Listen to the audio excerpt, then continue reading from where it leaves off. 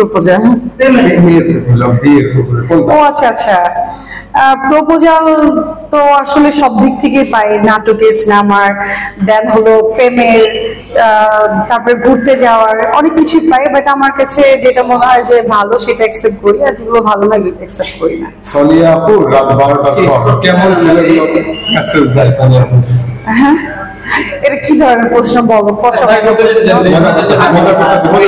আচ্ছা আচ্ছা, বলো বলো, আচ্ছা বলো, আরেকবার বলো।